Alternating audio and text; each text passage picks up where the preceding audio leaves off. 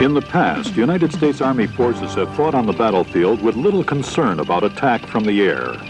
Troops and convoys were occasionally bombed or strafed with machine gun or cannon fire, but our forces enjoyed the luxury of air superiority most of the time. The days of total air supremacy are behind us. We can no longer assume that we will have control of the airspace above all battlefields. Our potential enemies consider their air forces to be an extension of their field artillery.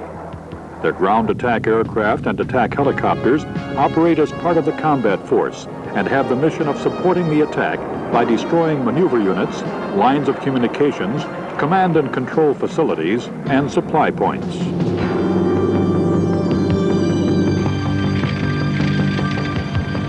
All units, enemy aircraft incoming from the north. An air attack is a type of ambush which presents the greatest danger when vehicles are in column. Vehicles strung out on a road are easy targets, and action must be taken quickly. Individual small caliber weapons can play an important part in air defense when air defense artillery weapons are not available or in limited use. This film will show and explain to you the tactics of small unit self-defense against air attack.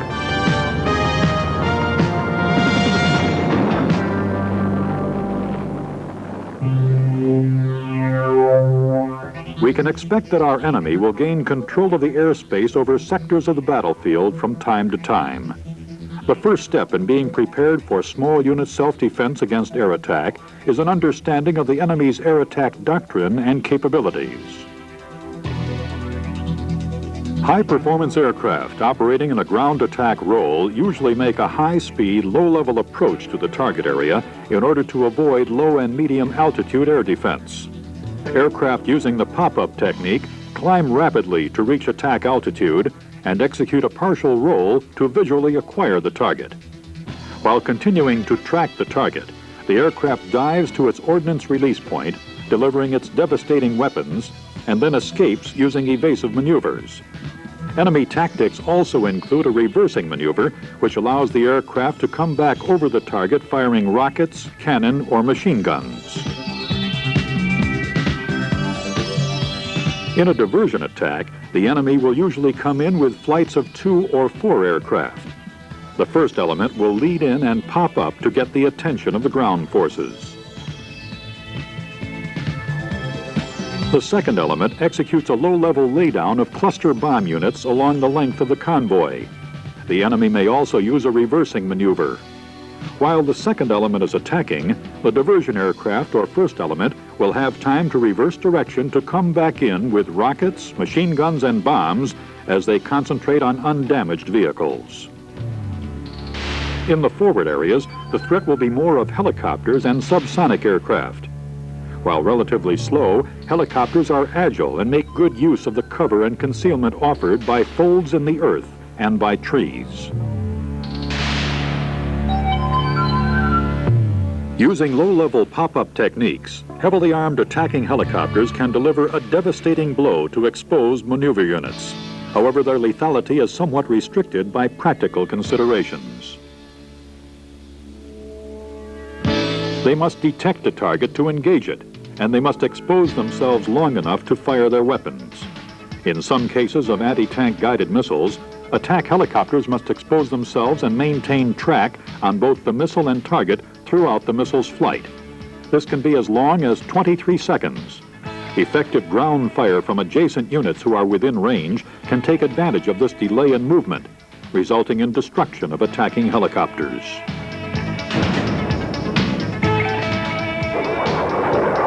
The previous tactics depict some of the air threat to ground units. Air attacks certainly must be expected, but they will not always be overwhelming. The pilots of these aircraft have problems in target acquisition, short reaction times, and inaccurate deliveries of ordnance. Although an air attack can be devastating, the ground unit is not helpless. In Korea, for example, the United States lost 5 times more aircraft to ground fire than from air-to-air combat. In South Vietnam, the United States lost 400 fixed-wing aircraft and 2,000 helicopters to ground fire. Although ground units can actively defend themselves against an air attack, passive defensive measures are still your first line of defense. Passive air defense includes all measures other than active defense. They consist of the same things you do routinely to defend yourself against ground attack. Passive defense measures are of two types: attack avoidance measures and damage limiting measures. Attack avoidance measures are those actions taken to avoid being seen by the enemy. Essentially, this means concealment, or lacking concealment, camouflage. The fact is that what can be seen can be hit, and what can be hit can be destroyed. The techniques, procedures, and materials used for concealment from aerial observation are the same as used for concealment from ground observation, only the perspective is changed. Damage-limiting measures are the same measures you take to limit damage from artillery attack: dispersion, protective construction, cover. Dispersing troops, vehicles, and equipment will force the attacker to concentrate on a single small target that is more likely to be missed. Most of the munitions that will be delivered by aircraft must make a direct hit to be effective. The wider the dispersion, the greater the potential for limiting damage. The use of cover, natural or man-made, reduces damage and casualties. It reduces the target area exposed to damage, and it absorbs part of the blow. Folds in the earth, natural depressions, trees, buildings, and walls offer damage-limiting cover and should be sought out. If you are moving and cannot use natural or man-made cover, use smoke. It will make target acquisition much more difficult for the attacker.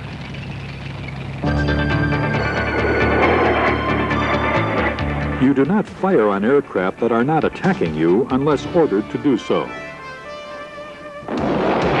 However, you can fire on aircraft attacking your unit. The right of self-defense is never denied. If an aircraft is attacking your unit, there is a practical consideration which will bear on your decision to fire. Most small arms fire will not be effective beyond 350 meters altitude or 350 meters distance. If the aircraft is not within your maximum effective range, save your ammunition. If the airplane is not attacking, your commander will give orders as to whether or not to engage the aircraft with small arms.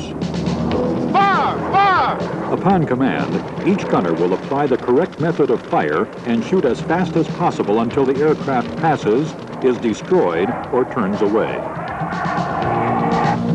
Even when air defense units are actively engaging aircraft, small arms will be used only upon the order of the unit commander or in self-defense. Active air defense is direct defensive action taken to destroy or reduce the effectiveness of enemy air attack. You gain two things by fighting back. The morale and spirit of troops will be improved by the act of shooting back at the attacker rather than standing helpless before this threat. Second, you may destroy or drive the attacker off. Fighting back is not undertaken as a one-on-one activity. If your fire is not coordinated using pre-learned techniques, you might as well save your ammunition. Volume fire is the key to small arms defense against attacking aircraft. The idea is to place as much lead as possible in the aircraft's path. You do not fire in some random direction. You do not attempt to track the target or estimate target range or target speed. Each individual selects the correct aiming point in front of the target and fires at that point. When firing at a jet passing overhead, all small arms fire will be aimed at a point 2 football field lengths ahead of the aircraft. This creates a concentrated field of fire the aircraft must fly through. Remember, volume fire is the key to small arms effectiveness. When firing at a jet crossing in front of you, all small arms fire will be aimed at a point 2 football field lengths ahead of the aircraft. With everybody shooting, you'll put enough lead ahead of the target to destroy, damage, or drive him off. When firing at a jet coming directly at you, use an aim point slightly above the aircraft nose. Again, this concentrated ground fire will create a field of fire he must fly through. When firing at a hovering helicopter, all small arms fire will be aimed slightly above the helicopter body. This concentrated field of fire will put massive firepower directly into the helicopter. They are vulnerable when in a hovering position. When firing at a helicopter crossing in front of you, all small arms fire will be aimed at a point 1/2 of a football field length in front of the helicopter. This concentrated field of fire will create a hail of bullets for the helicopter to fly into. The same applies to slow prop aircraft. When firing at a helicopter flying directly at you, all small arms fire will be aimed slightly above the helicopter body.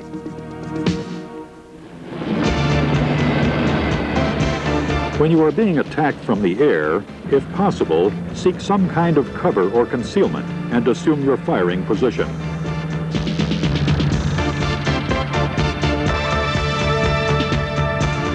You can use all basic firing positions, but instead of the standard prone position, lie on your back and point your weapon upward. If you're in a foxhole, use the standing position and the best support available for your weapon. If high cover is available, use the high kneeling position. But if the cover is less substantial, use the low kneeling position. If your M16 is equipped with a bipod, you can place it on a dirt mound to fire more effectively. If you are firing an unmounted M60, use an improvised support, such as a tree limb or niche in a large rock. In an emergency situation, your buddy can serve as a hasty firing support. Vehicle-mounted machine guns are quickly made ready for your use against an air threat. As with the rifle, aim the machine gun slightly above the nose of an aircraft coming directly at you. When aircraft are crossing, use the 2 football field lead for jets and 1/2 of a football field lead for helicopters. And also remember the 2 key rules of engagement. First, if attacked from the air, shoot. Second, don't shoot at non-attacking aircraft unless ordered to do so.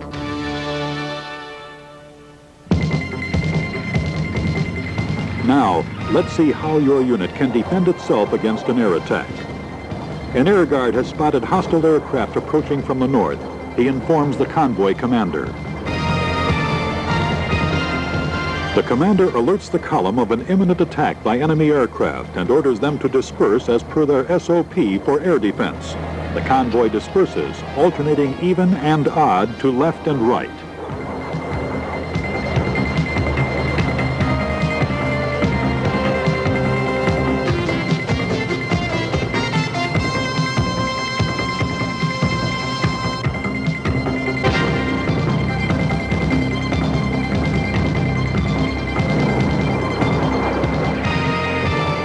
The commander alerts the convoy that aircraft are inbound from the northeast. Prepare to fire on his order. All weapons are trained toward the hostile aircraft with appropriate leads for the selected aiming point. The commander, having spotted the enemy aircraft, waits until the proper moment, then orders the convoy to fire. Ready? Fire! Fire! Volume fire is the key to effective small arms fire at attacking aircraft.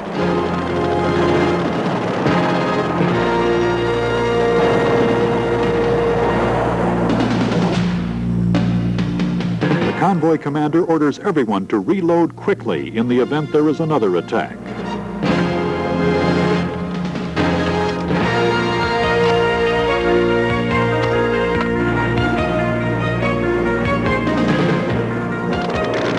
Individual small caliber weapons can play an important part in air defense when air defense weapons are not available or in limited use. In past wars, Korea, Vietnam, the Middle East, small unit self-defense against air attack has been successful. These tactics are to be learned and practiced. To you, the soldier on the ground, these tactics may be the difference between defeat and victory.